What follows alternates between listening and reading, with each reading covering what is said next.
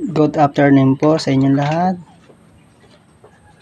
Ang topic po natin ngayon ay ang ano-ano ang mga signs na malapit na manganak ang ating inahing kambing. Ang una po ay obvious naman po, yung malaki na yung kanyang tiyan. Yan po ang una natin titingnan. Tapos pangalawa dun po sa kanyang dede. Parang bilog na po siya at parang sasabog sa sobrang laki na ng dede niya. Ibig sabihin marami na pong gatas. Ang ikatlo po yung kanya pong ari o yung bulbo. Maga na po at ibig sabihin po noon naghahanda na pong lumabas ang bisiro. Pag magana siya para hindi na siya mahirapan, mas maganda po yun, magana para hindi siya mahirapan manganak. Ito naman po ay ikalawang panganak, kaya hindi na po siguro yan mahirapan kasi nung una po swabe lang yung panganak na ito hindi siya nahirapan manganak. Siguro nga po pag tama yung pag-aalaga, kompleto sa vitamins, tamang pagkain, painom, ayan, hindi sila nahihirapan sa panganganak. Ito po ay kanina ko pa binabantayan. Baka po kasi manganak ng wala sa oras. Maganda po mabantayan para ating ma-i-assist. At ang mga bisiro ay ating mapunasan agad.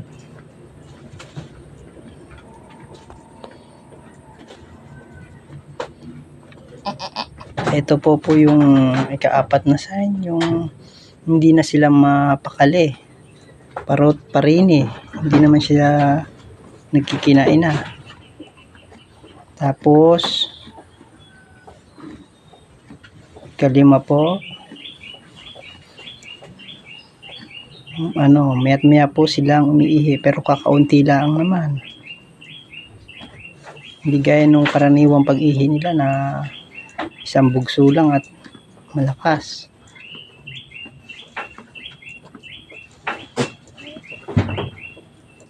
Sa tingin ko po rito, ito po ay nagle-labor na.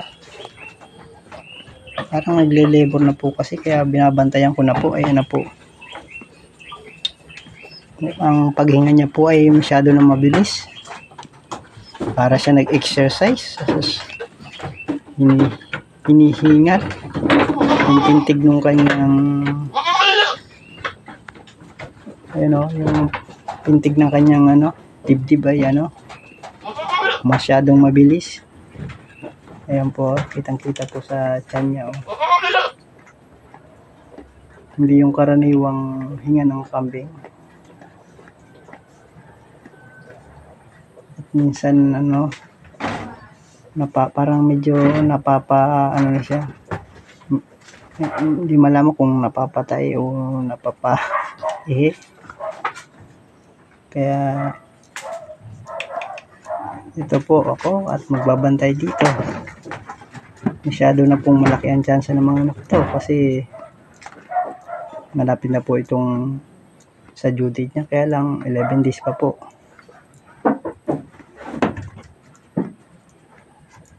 Ang susunod po na signs ay hindi po pala signs yun, ay po talaga, yung due date po talaga ay nagiging batayan po yan kung malapit na mga anak. Ito po siya ngayon, hindi na mapakali. Ayan na po, medyo parang tumataas po yung puwitan.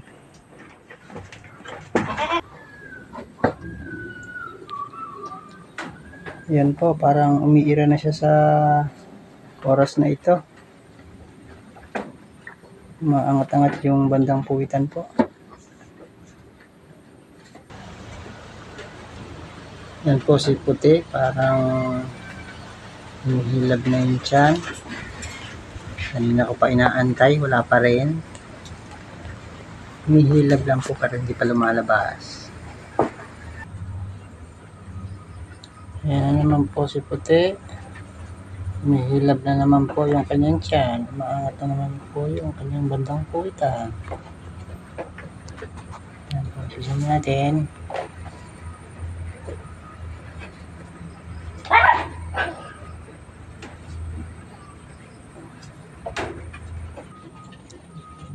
Ayan po, after 2 hours ng paghihintay, hindi pa rin po lumalabas. Ayan po, after 2 hours ng upo tayo, ayan, hindi pa rin lumalabas. Eto na naman po tayo, may hilab na naman po. Andiyan ni puti. Hindi na po natatapos ang paghilab. Maya-mayang konti tatayo. Paghiga, humihilab. Wala pa rin hanggang ngayon.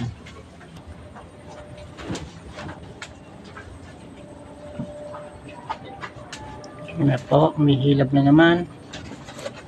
Ikasampang hilab na po yan.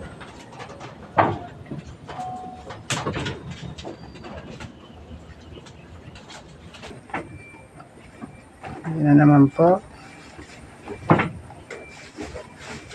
Hinihilab na naman po yung kanyang tiyan, pero wala pa rin.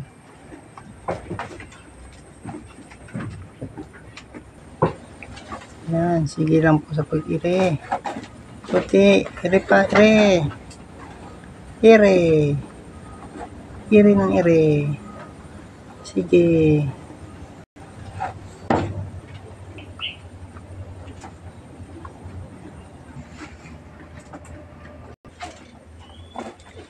Ano naman po. Sige lang pag-ire. Puti. Ire lang ng ire. Sige pa, puti, ire.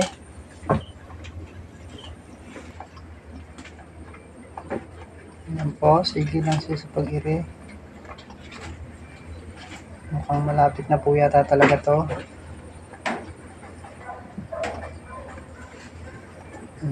Sige lang siya.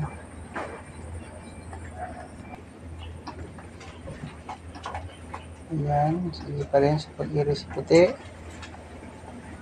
Yan po, parang may nakikita na po ang papalabas.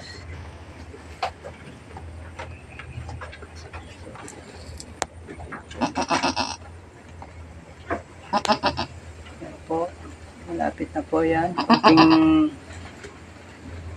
Kunting ire na lang po, lalabas na po. Ayan na po, lumalabas na po yung kalipigan. Labas na po, kunting ire na lang po. Ayan na po. Ayan na po yung kanyang kalipigan, palabas na po. Ayan na po, lumabas na po. Lumabas na po.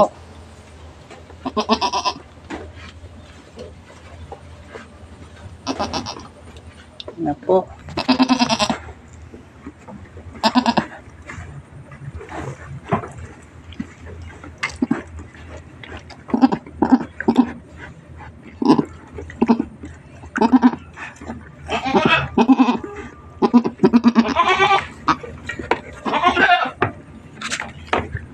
Punasan lang po natin yung ilong para makahinga.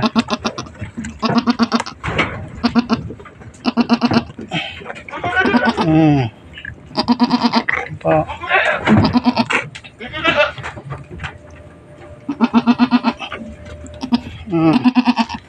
Yan po, nanganak na naman po si puti. Yan po, punasan na po natin yung yan na po.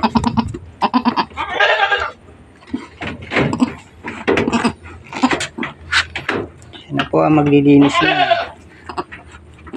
Kamukha po uli ni Baby Junior. Ganyan po si Baby Junior nung ipinanganak. Kamukha po ng kanyang kapatid.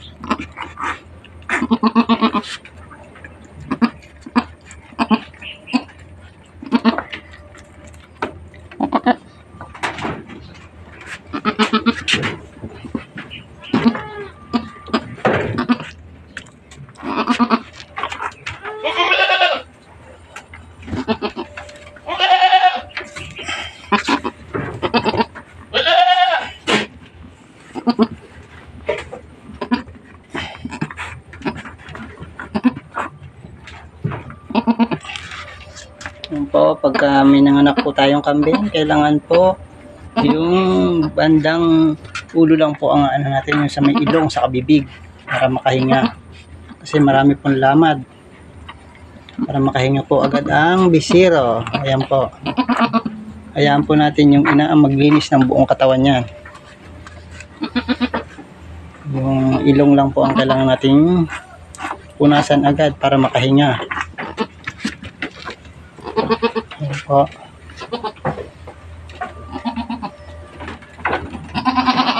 Ayan. Hindi ko pa po alam kung may kasunod pa to o isa lang. Abangan pa po natin yan. Kung may kasunod pa. Ayan po, nililinisan niya po yan.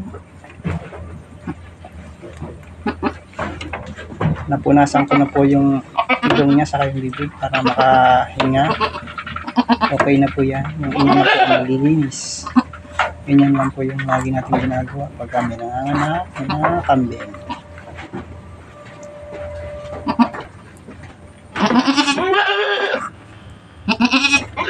Ito po, mukha pa pong mukhang dalawa po yata ang anak niya ngayon. Ito po yung dalawa nga po. Bantayan po natin to. At mukhang dalawa po ang ianak niya ngayon. Yan po yung pangalawa.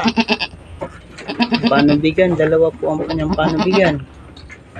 Kaya mukhang may isa pa to.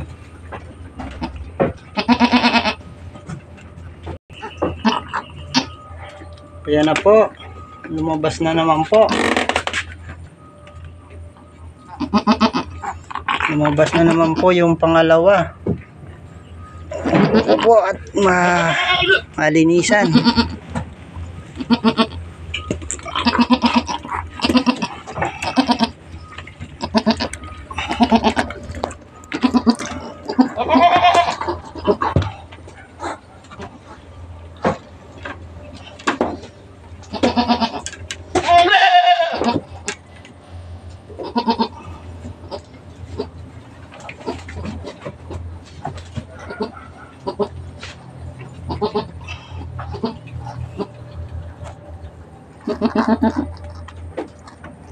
Ito na po yun, oh. Yung pangalawa. Ayan na po. Punasan na po natin yung kanyang ilong. Ayan po. Nalinisan na po.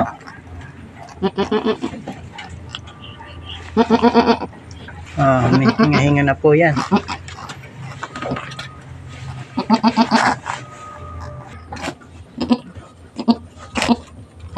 Yan po, napunasan na po natin yung bandang mga ilong nila, napunasan na po natin.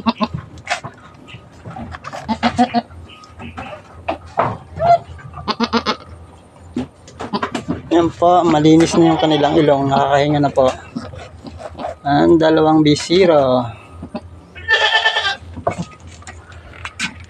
Yan po, malinis na po.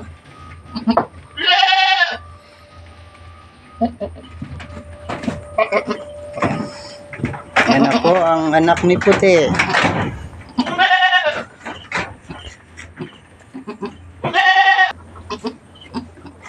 Yan po, nanganak po si Puti ng dalawang barako. Dalawang bakling po yan. Si Puti po ay, nung una ay nanganak ng isang bakling, malaking bakling. Ngayon naman po ay, dalawang bakling na naman po. 100% na bakling ang pinapanganak po ni Puti. Si Puti lang po yung nanganganak ng bakling. Yung tatlong inahin, puro babae po inaanak. Ito naman po, puro barako. Yan po. Ganyan po ang pag-aasikaso pagka may bago pong panganak. Sana po may matutunan kayo.